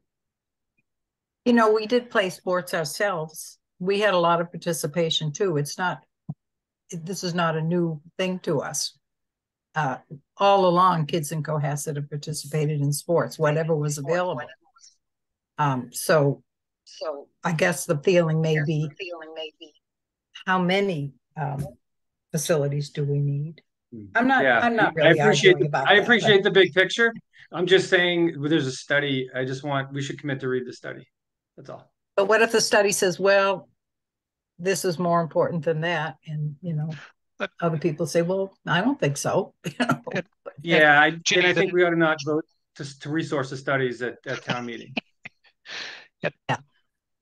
Ginny, that's exactly our job in our role on the select board, your role on the community preservation committee is to take that input and decide what kind of weight you apply to it. So I agree. Yeah, that's fine. Well, we still have Michelle. Are there any questions that people want to address to Michelle before we release her? All set? All right. Well, thank you very much, Michelle. Wait. Oh. I'm not going anywhere. I need an amendment to my grant. No. I was just saying goodbye to Michelle. Oh, okay. All right. We now have to sit and talk about what do we want to do. You'll get me in trouble if I show up tomorrow. And no. Right. Well, if there's any additional information you need, just reach out by email and I'll be happy to get it for you. Thank you very much. All right. Thank you. Have a great night. Thank you. I just wanted to let poor Michelle go so she's not tied up. Okay. We have a lot of work still to do. Now, the question is, how do we want to proceed? That there is, I think it's clear that the board favors without doubt the affordable housing piece of this. Yes. Does the number of 1.3 million seem comfortable to everybody? Yeah, to me. Would you like to make a motion, Ginny, then that the... All right, I move that we provide 1.3 million toward affordable housing plan at the new town hall. Anybody want a second? I'll second that. Should we wait until we get the new application that they're submitting with the new numbers before we vote? I don't know if the numbers are going to change. Yeah, that's just a permutation of, are we going to have, 15 of these at 60% or 2 or 4 at 70%? Okay. So, but we should stipulate at a minimum of 4 and hopefully more. And then the question is, do we want to recommend a restriction being on all the condition of the 1.3 million is that all have a restriction on it to remain affordable? I would second. Oh, you said they would, right? I can say yes. They're not going for sale. We're not looking at that, and they're all classified as affordable. But unless we state, I believe totally, Paul, but a future board could make a decision. So the units we would be asking you to fund, and we clarified this at our meeting last night, would be the 4 capital A 40B units. There are other units in the building where we will have some flexibility in terms of providing preference for town employees, other groups that may not explicitly comply with 40B regulations, but the ask of the CPC is limited to the 4 40B capital A affordable units. But this restriction that might be proposed would say that in perpetuity, those units have to stay, not just the ones we fund, but so often when we fund projects in the conservation area, we put a conservation restriction on it. And sometimes that affects property that we're not necessarily funding. We're co-funding with some. So this would be sort of an affordable housing covenant that would bind the town. And I have no doubt that that's the current intention of the board, but future boards can change those intentions. If there's a restriction on it, they can't. I don't know whether that's a good or a bad idea. I'm just saying that it's an idea. Right. Yeah. I just want to clarify, that is exactly the town's intent. To the extent the CPC wants to bind that, that's up to the CPC. I think it's important that we put a condition on the funds. I think it's important that we put a condition on the funds that it has to be affordable. I second that. I think that. All right. So are we talking about, we're talking about the 4 units, because we're not asking, the board's not asking for funding on the other units. Right. We're asking for funding on the 4. Now we're funding 4 units. Okay. That's our. Well, the Tom is asking if we should ask for a restriction that all of the units remain affordable. No, I thought you were talking about the 4 that you would be funding, Jenny. No. We already settled that. So that this would help to using our financial leverage to try to protect low-income housing within that building. permanently. So the ask of the select board to the CPC is only with regard to the I 4 understand units. that, So we're it trying to doesn't use- matter. We're trying to use that as leverage I, to make sure those other units remain affordable. and what I want to clarify is the select board does not intend to restrict the remainder of the units to be strictly 40B capital A affordable. The select board intends to retain flexibility for those other units for things like preference for town employees who may not qualify strictly for 40B. It could be veterans housing, it could be elderly housing, but we wanted to make sure we had some flexibility there for groups like that that may not explicitly qualify for the 40B regulations. And Tom, as Michelle said, that this would go strictly on the up and up into a lottery system, depending, as I said, Chris just said, for veterans, for people that may not be able to afford to live in town, for elderly. So it does allow us some flexibility. The one thing I'm guaranteeing is that they're not being sold. You know, and what we wanted to was set up a fund to manage those properties correctly. But we have to have some flexibility to look at what's best for the town, as well as getting people in that, you know, normally would be able to get into town and be it. Again, I harken back to the police and fire. I apologize to teachers, you know, town employees, people that will qualify, but again, on a lottery system, but we need some flexibility. Perhaps then we don't pay 70% as you're requesting us. Then maybe we give less than that if you want it to be that flexible. Well, that's why we're asking for the 4 units. It's not a matter, again, they are staying affordable. Is what I'm trying. That's all I'm trying. Excuse me. I thought you said they all were going to stay affordable. So yes, I did. No, I did say that. But you're not covenanting. You're not guaranteeing that. Well, Ginny, and I know this is why we keep it coming back to the capital A, lowercase a, which I know is not. I get confused by it all the time. So the 4 units would be capital A, 40B affordable. The remainder, the select board is asking for flexibility so that lowercase a affordable for groups like veterans, the elderly, town employees who could benefit from lowercase a affordable housing in the community could be served by those units without the restrictions that go with 40B capital A affordable. And the ask of the CPC is strictly related to the 4 capital A 40B affordable units. Yeah, I'm curious as to how I mean, veterans have preference in any situation of affordable housing. I'm not clear on how you're defining affordable. Either it is or it isn't. Either it conforms to state law or not. Don't call it affordable if you're going to actually have flexibility and charge. I would respectfully disagree with you, Ginny. There's still moderate income who could benefit from affordable housing that wouldn't be capital A affordable under the state law. Moderate and low. Yeah, we're not saying make everything low, but moderate income, it should be restricted to moderate income too, which goes up pretty high. Right, so the intent is to help out folks who otherwise might not be able to live in Cohasset and who the community would benefit from having around, like veterans, elderly folks who might not be able to stay in their house anymore, but want to stay in Cohasset. Town employees. I thought it was for town employees would get. That's one of the groups that we would like to offer the units to, is town employees. So if you look at teachers don't make a lot of money, but teachers who are working here in Cohasset might want to stay here in the community. I know not every teacher wants to live in the community where they work, but I think that would be a great add to the community is if we gave some of those teachers the opportunity to live here in the community. This would give us the opportunity to do that. Whether or not those teachers would qualify under the state laws for 40B and capital A affordable housing, we don't want to be restricted by that. So really, you're only guaranteed 4 units for your enrollment in meeting our housing quotas, affordable housing quotas. You really only have 4 units guaranteed.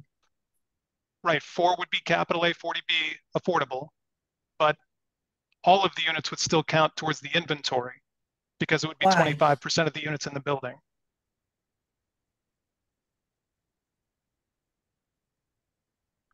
So even if we went market rate with the I know. remainder, which we're not asking to do, It's like Avalon. It's kind of a cheat, but you know. What if we were to say that we would put up 1.3 million, but we'd like to have 8 units? So a smaller percentage of 8 units. so the 8 units would be capital A under the 40B rules, Tom? Which means could that be- teachers and others who can qualify under the moderate side, which is what, $120,000 or something? So fair point, but the remainder of the units would not be, folks who would qualify under 40B wouldn't be prevented from using the other units, Tom. So it's the 4 units would be restricted only to the 40B regulations. The other units, people who would otherwise qualify for 40B could still end up renting those units.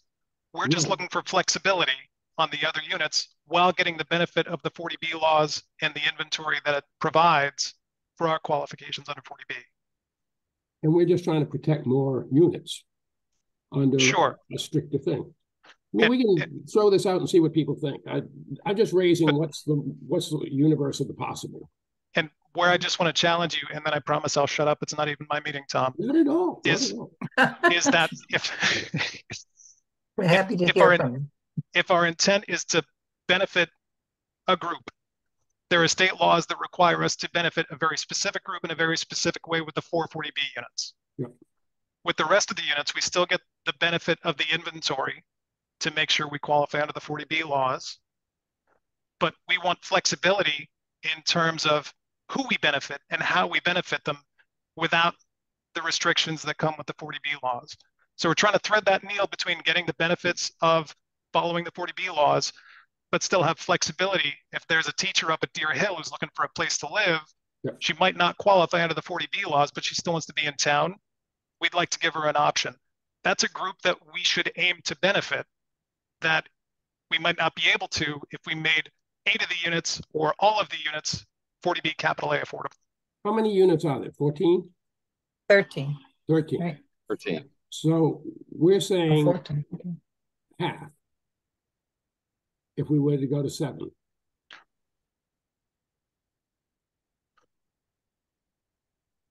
By the way, I'm not proposing this. I'm just trying to get your reactions and see. My challenge is you could benefit the same folks with fewer restrictions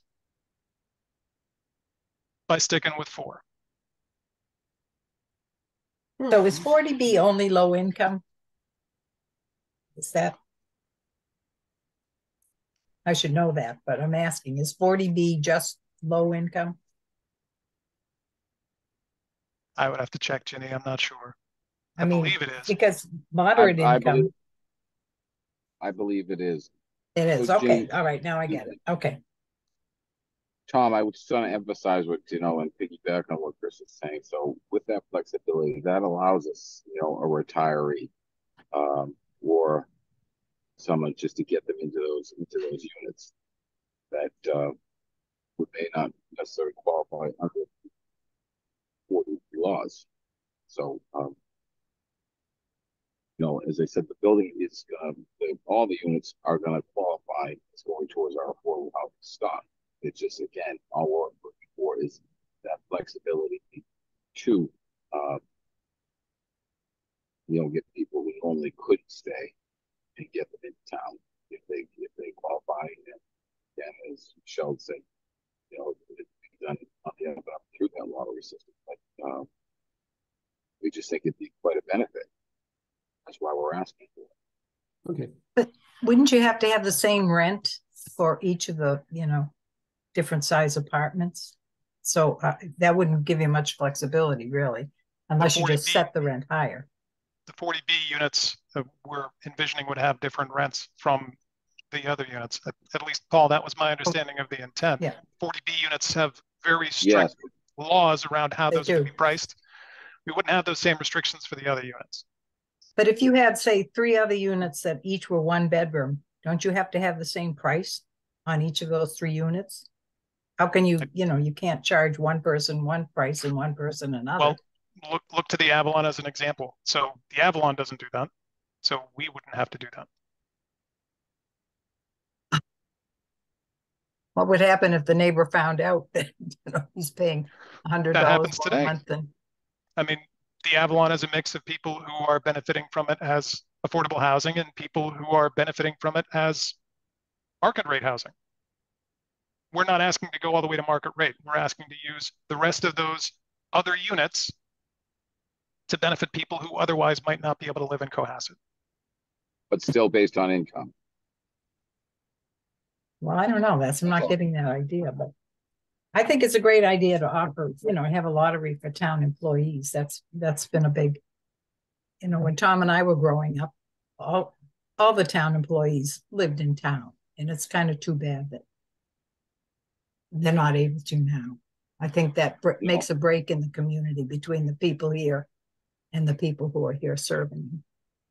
I would agree with that 100%, Jenny. Right. What was the original motion? Let's move this on. I mean, come on. I'll be quiet. The motion is for $1.3 million for 4 units with no covenants on it. Well, on those 4. Yeah. On those 4. Or on anything else. As the motion stands, it's just a straight up or down on the $1.3 million. You want to change your motion? I'd second it. Well, but they will have covenants on. The 4-year funding, yes. Yeah. Okay. Yes. But the other 10 or 9 would not. All right. So okay. Paul has seconded? I did, sir. Okay. Can we do roll call? Let's start with Ginny. Ginny, aye. Eric? Eric, aye. Jennifer? Aye. Mark? Aye. Marianne? Aye. Paul? Paul, aye. Chris? Well, you're not in the committee, I guess. You have been. I can vote if you want. Yeah. I think I know your vote. Darren? Aye. And I'm aye. So it's unanimous. All right. We will have to have subsequent discussions about how we want to apportion this once we have a better sense of the whole. But let's move to the fields now. Okay. Does anybody want to make a motion on the fields? I move that we. Oh, go ahead. Oh, I was going to say I would personally feel more comfortable waiting until we get that breakdown of the costs that Michelle said she would send tomorrow, just so we know where everything's going, what things cost. And I'm sorry, did you say that we cannot cover lighting? That's my understanding. Yeah, when this came up turf. before, that was the interpretation. Yeah, Okay. I think lighting and turf were the two that were brought up repeatedly. Yeah, I saw the non-turf, but I didn't see the lighting, so I'd have to absorb that impression. I can check with the CPA. The turf I know, I just didn't know about the lighting. So thank you. That was what it came before us when Darren was actually presenting, I think, on the for the support of the baseball, which would have included the lighting. And we were told that the lighting was not permissible under CPA regulations. But I can check on that. I make a motion that we postpone this decision on the fields until the next meeting, so we can review the incoming data. I'll second that. Okay. We'll go around again. Ginny? Ginny, aye. Eric? Eric, aye. Jennifer? Jennifer, aye. Mark? Mark, aye. Marianne? Marianne, aye. Paul? Paul, aye. Darren? Darren, aye. Tom, aye. So unanimous to put it off to the next meeting. All right. Next item on the agenda. Well, we were doing things on the money. Ginny, do you want to put forward? You explained a little bit, but why don't you go back and just recover and then make a motion? Sure. I was well, it's been a long time since third grade math. I had the correct figures in the grant for the various items. They added up to 87,000. Oh God, now I've forgotten. 878. I had 77,878, and that was incorrect. So I'm asking the committee if you would please add the other 10,000 to make up for the one item was 55,000, the other item was 32,878, which is 87,000, not 7,000. We may need two motions here. One is to rescind the prior, and the second one is to approve this number. Just to make sure we don't have two things kind of concurrently. So do you want to make a motion, Jenny? Sure, I move that we rescind the original grant. I second that motion. Okay, quick round. Ginny? Ginny, aye. Eric? Eric, aye. Jennifer? Aye. Mark? Could I? Mark, aye. Mary Ann? Someone have a question? I did, and I'm sorry. Is no, this on okay. the rescission? Is this on the rescission? Yes. Yes. Yeah. Then I'd say aye to that. I have a question later on, but I say aye to that. Sure. Okay, Darren? Darren, aye. Tom, aye. We got everybody Oh, right. Mary Ann, aye. Mary Ann, I'm sorry. No problem. I got diverted. Okay, now, Ginny, do you want to try another motion? I would ask the committee to fund the housing grant, which covers 55,000 for painting all of the exterior stairways and so forth, and 32,800 and whatever it was. For 878 for repairing the support post for the roof, which amounts to 87,888. Oh my God. Sorry, $87,878. Sorry. Could I ask Yes. a question? Yes, sure. So I'm just curious. This, please, and this is something I was just interested in. So this is state-owned property. Am I incorrect? Sorry, you're breaking up a little bit. I apologize. This is state-owned property, isn't it, Ginny? No, it is not. So the state. The Cohasset Okay. Housing Authority is owned by the Cohasset Housing Authority, not by the state, not by the town. Yeah. All right. No, I was just wondering. That's all. Yeah, everybody thinks that, but it isn't really. Yeah. So it's owned by the town. All right. So No, it's owned by the Housing Authority, not the town. All right. Housing Authority has a fiduciary responsibility for 60 Elm Street. Okay, not the town. The town does not contribute to 60 Elm Street except through CPC grants and so plowing the driveway. So it's a nonprofit. Yes. Yeah. Okay. All right. No, thanks. I just wanted that just to educate myself. I appreciate it. Yeah, and the state does support in certain ways. Yeah. Okay, on this motion, did we get a second on that? Anybody want to second this? I'll second it. Jenny's proposal. Thanks, Jennifer. Okay, Ginny? Yeah. Eric? Eric, aye. Jennifer? Aye. Mark? Aye. Mary Ann? Aye. Paul? Aye. Darren? Darren, aye. Tom, aye. Okay, unanimous. Thank you very much, people. Sorry for my error. Thank you. Now, we sent out some work that Ginny has done that is heroic, I would say, trying to think about how we might streamline and improve, well, maybe not streamline, but improve our procedures.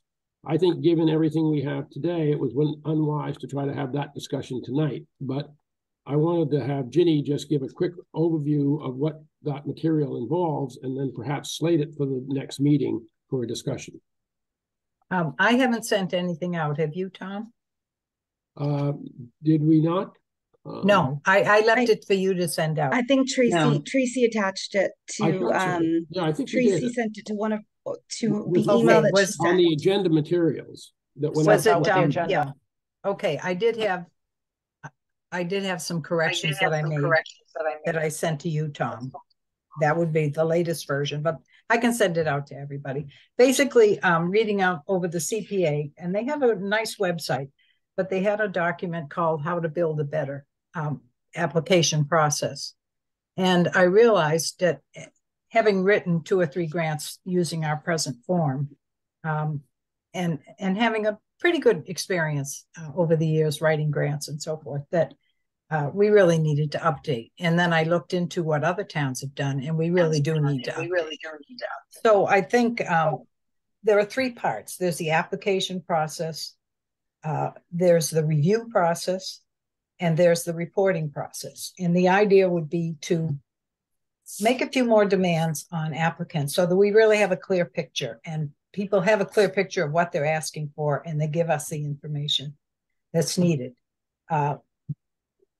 One of the things we want to do too is build a good permanent record so that we can go back. We don't have that now. So we can go back and know exactly what we've done and who we did it for and how it came out, so forth. So I basically did some guides, I did schedules, and I did a series of forms.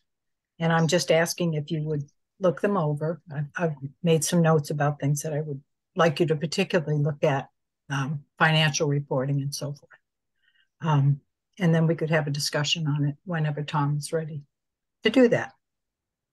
It's fairly voluminous, so that's why I wanted to give everybody a chance to weigh in on it, because I think it could, I think it's a great job that Ginny has done, and I think it helped really streamline what we're doing and have better record keeping and have better information to act on. So we'll try to slate that for the next meeting. And that's another discussion we want to have. I think the next meeting is scheduled for the 9th. Monday, the 9th, is that? I think that's a holiday. Oh, is that yeah, Thursday? Indigenous Peoples Day. Yeah. Okay. Could I throw something in there, Tom? My concern, and I like that because I'm sorry about the holiday, but if we could have a meeting in person, the reason I'm saying the warrant closed on October 10th. Yeah. Oh. Yeah. So we've got to come up with our plan, regardless of whatever happens, fields and courts, but we do have to have that in place. So I'm open any time that, we can get the group. Let's see. Could we meet next week sometime, the 4th or the 5th? And get that done. How do people, we'll take it one at a time. How does the 4th look for people? It's a Wednesday? Yeah. I'll make it a point to be there. Can everybody make it? I have a conflict on that day, actually, but I think we did, and last year we would just do Mondays or Tuesdays. So what about the 2nd? 2nd work for people? Yeah. Yes, that works for me. Yeah. Work for everybody? Yep. Mm-hmm. Great. So we'll do the 2nd at 7 o'clock. And in person, Tracy, do you think we can get space? Yes, we should be able to get space. And we do have to post tomorrow. So oh, boy. just okay, would you do that, please? We can do it, no problem. Yeah. Tom, it's gonna be no Zoom, right? From what I understand. We can do it in person, yes. Then we can look at all the charts and figures and. If people can't make it, we can do Zoom, but have Zoom option. But it'd be much better, I think, if we can make it work with everybody there, because we've got some issues that we got to try to decide. Well, we'll have to decide a final vote on the fields, and then we have this discussion, and then. And Tom, we'll probably be weaving into Ginny's discussion as well.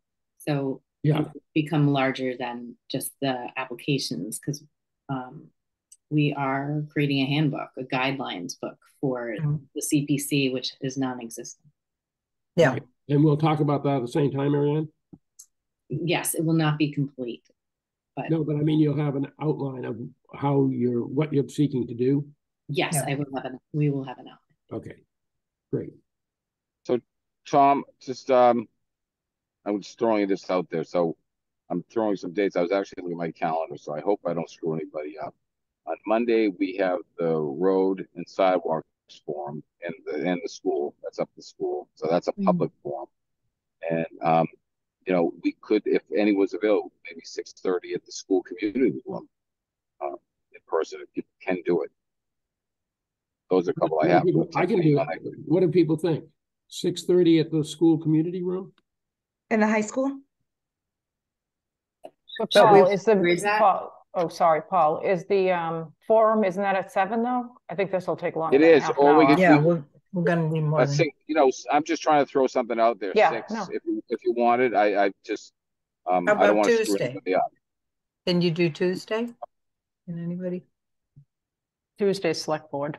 Yeah. Oh, Yeah, okay. Tuesday select board. I mean, I could do maybe 6 o'clock at the community room I can do 6 On Tuesday? Is that on what? on Monday. Monday. Oh, Because after that, I'm heading across the hall to the road, to sidewalks, and the school forum for the other. But we ought to be able to get the appeals thing decided, I would hope, within an hour. Does that seem reasonable? If we get all the information Yeah. ahead of I that, mean, sure. assuming that, Yeah. 6 o'clock is fine for me. Okay. All right, then I'll check with Michelle about getting the room. And would you also tell her about the need for acceleration on Yes. getting the data? Because I know half a day tomorrow or on Friday, and then we're meeting on Monday. So no, fair enough. I'll call her first thing in the morning. okay, great. And the school community room is what we're talking about at 6 o'clock. Yeah, that's if we can get that room, that'd be great, because then we have you know, getting the parents for the other forum. So get them going. We're can good. you just, where is that? Yeah, where is that? Never heard of it. No. Is that the one at 143 Ponds? Yeah, right below the school, the community room. I've gone to what it was. It's right by the superintendent's office, if I'm not It's mistaken. across from the field. It's right across from the it's on the right side of the school. The entrance is almost along the side of Alumni Field. It's to the It's on front. the It's lower where the part. superintendent. Yep. So Right next to the it's not as far as the superintendent's office. gym. Yeah. Can you send a map? Yeah. Marianne, if you pull up the driveway, there's the lower part of the building. There's a side door right there. You know, you don't go up to the turnaround if you've gone up there. The field's on the right. It's the lower building, and there's a door right there. Okay. Yeah, it's by I the know where that- electric charging stations are for the cars. Oh, okay. Okay, electric charging station. Mhm. Put a sign on the door, maybe. All right. We have might three sets of minutes that were sent out as part of the agenda materials. Not everybody was part of some of these because they go back even to March, I think. 2 of them were March. So I'm looking for a motion to approve the minutes for March 6th, 2023. Anyone would like to make that motion? So moved. Jenny, anybody like to second that? Second. Second. Okay. Marion, second. And now I'd ask only those who were there to vote. So Jenny, Jenny, Jennifer, I don't think you were there, right? I was not there. No. Hey, Mark, were you not there? I don't Marianne, think I you were was. there, right? Marion, I. Yep. Darren, you were not there. Eric? I'm not sure if I was there, but if I was there, Yeah, I'll vote you aye. were. I'll vote We're aye. there. Okay. Chris and was there. I vote aye. So I think that gets that done. And then for March 20th, 2023, looking for a motion to approve the minutes. So moved. And second? I'll second. Great, thank you. And all in favor, Ginny, Jenny, I. Marianne, Oh, Marianne, I. Eric, Aye. have I missed anybody who was there? Paul, were you there? No, I wasn't. Okay. So Tom, yes. And then last, we were all part of September 11th, 2023, looking for a motion to approve the minutes. Second. So moved. Okay, Oh, and Ginny, Jenny, I. Jennifer, Jennifer, I. Mark, Mark, I. Marianne, Marianne, I. Paul, Paul, aye. Darren, Darren, aye. Eric, Eric, I.